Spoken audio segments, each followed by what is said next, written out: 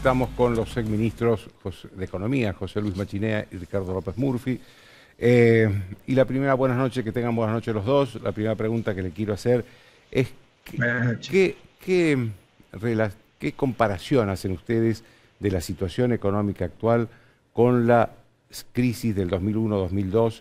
Si la situación es parecida, es similar, es peor. ¿Cuál es la descripción que ustedes hacen hoy de la situación económica?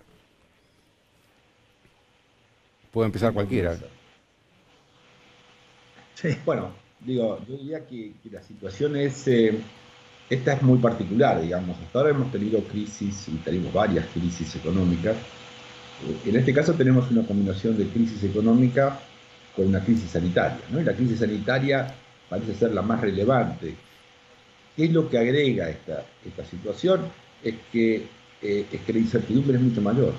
Porque no solamente hay que saber qué va a pasar con la economía, cosa que los economistas no muchas veces lo aciertan, pero aparte qué va a pasar con el esquema sanitario. Por lo tanto, es más compleja y posiblemente el impacto sobre la economía termine siendo mucho mayor, ¿no? Las evidencias que tenemos es que la caída del producto en el mundo,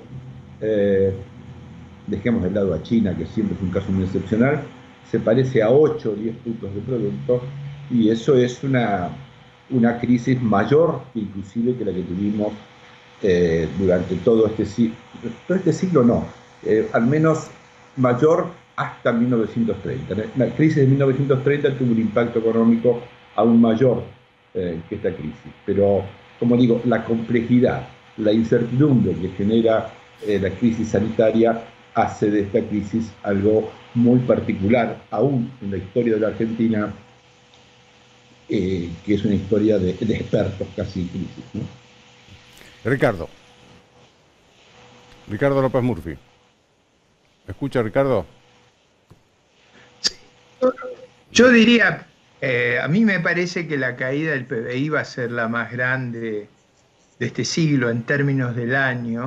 Creo que este año, si no mal no recuerdo la historia nacional, creo que hay una sola caída mayor que este año, que es en 1897. Pero en esa época, los 3 años anteriores, habíamos crecido al 12%. Esta vez venimos de 10, 12 años de no crecimiento y con una caída fenomenal.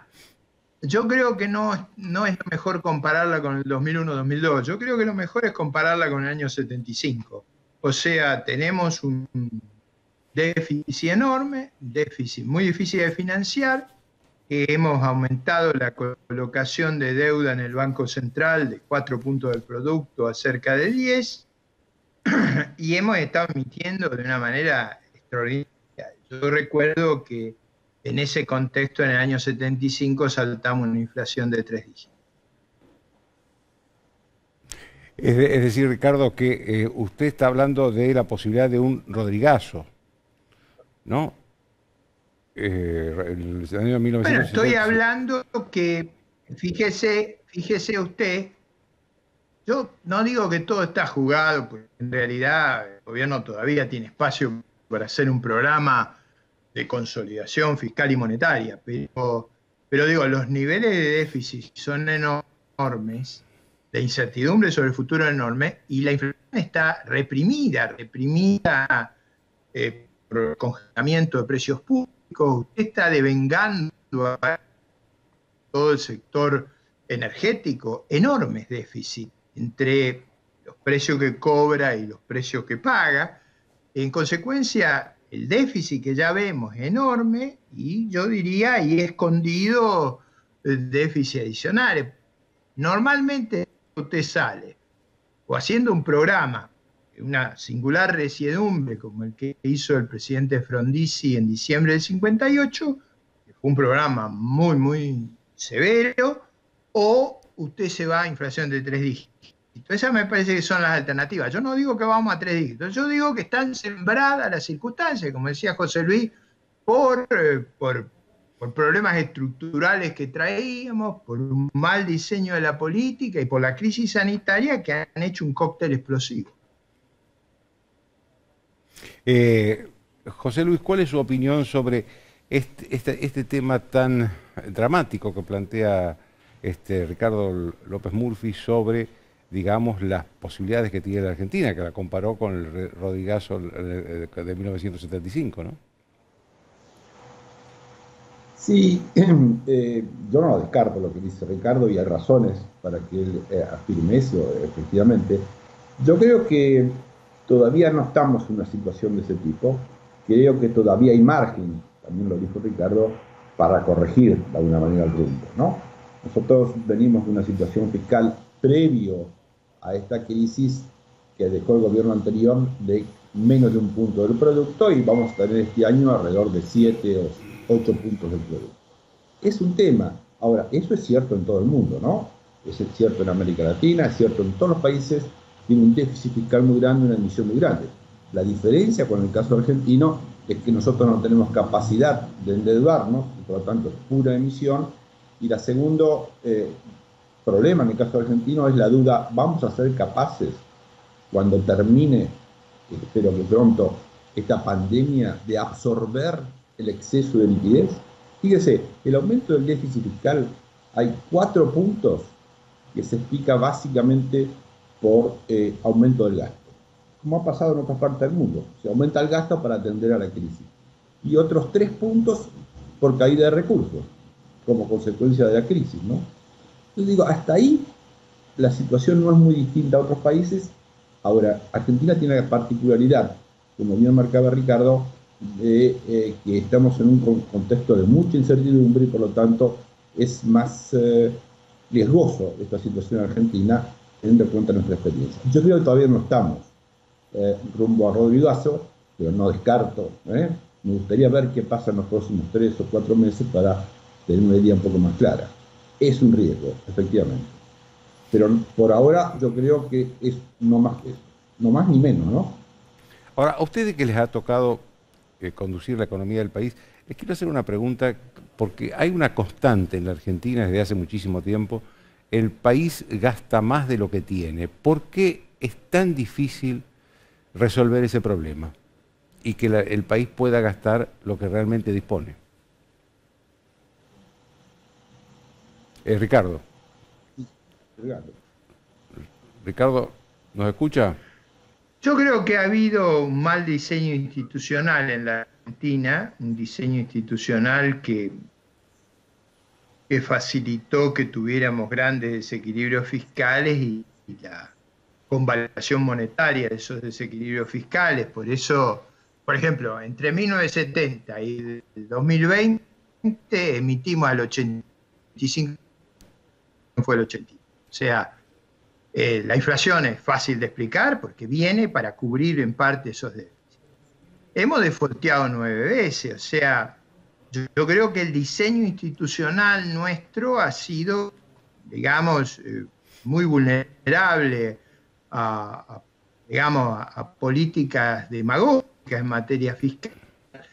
Y yo agregaría que hay una visión cultural equivocada, o sea, yo creo que los déficits han no solo generado alta inflación, no solo han generado default, sino que déficit significa desahorro.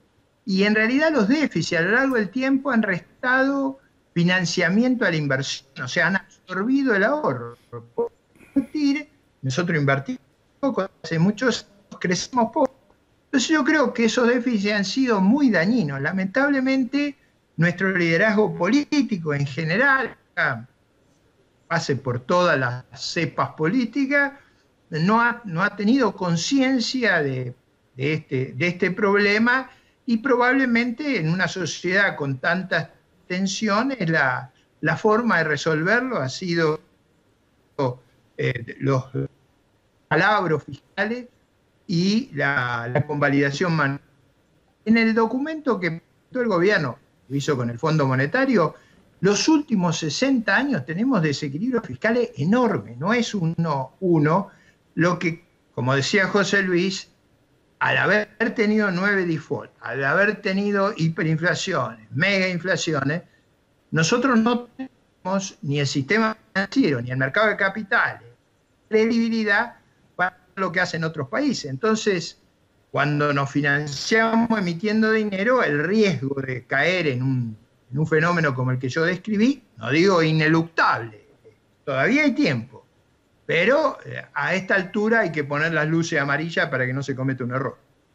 Les quiero preguntar un poco de la situación económica internacional, porque de esta manera vamos a poder ver qué repercusiones tiene en la Argentina. Yo leía el fin de semana un reportaje que Hugo Alconada-Amon le hizo al economista francés Jacques Attali, donde él dice que después de esta crisis provocada por la pandemia, hay sectores de la economía que habrán muerto definitivamente. Ponía el sector aeronáutico y parte de la industria automotriz.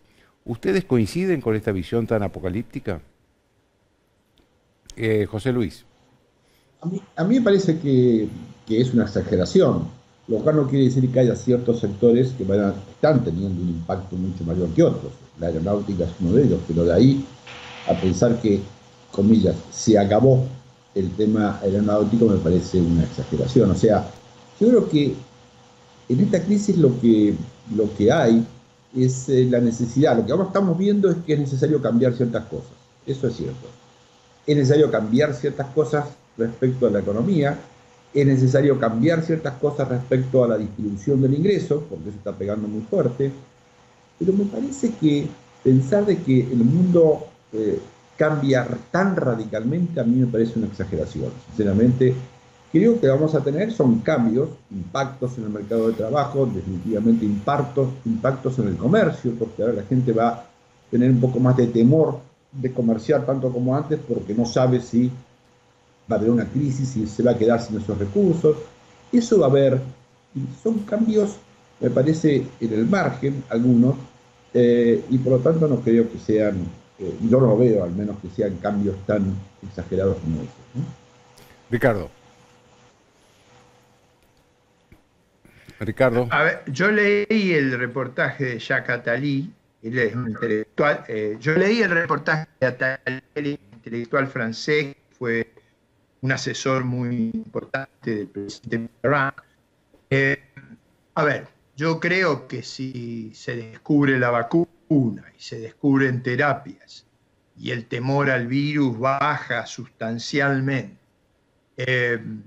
yo no coincido con José Luis, yo no digo que va a desaparecer los viajes aéreos ni las industrias aéreas. Sí reconozco que el teletrabajo va a ser una nueva realidad, que los espacios de oficina que se usaban antes van a ser menores. Creo que va a haber un gran requerimiento de flexibilidad, adaptarte a esta enorme aceleración de cambios que ha habido, y seguramente el turismo, el crecimiento tomarán un tiempo más largo para normalizarse que otras actividades. Yo espero, a ver, vamos a una nota optimista, yo espero que la humanidad prevalezca sobre el virus, descubra la vacuna, descubra la terapia, y esto haya sido una terrible pesadilla. Pero reconozco que el shock ha sido enorme. En eso sí estoy de acuerdo con Attali, que el shock fue enorme. También decía Attali en ese reportaje, y esto sí tiene relación, me parece, directa con la Argentina, que él ve que la caída de la economía mundial no se va a recuperar pronto ni fácilmente y que va a quedar estancada, digamos, en un lugar abajo de lo que estaba antes de la pandemia. ¿Ustedes coinciden con esto?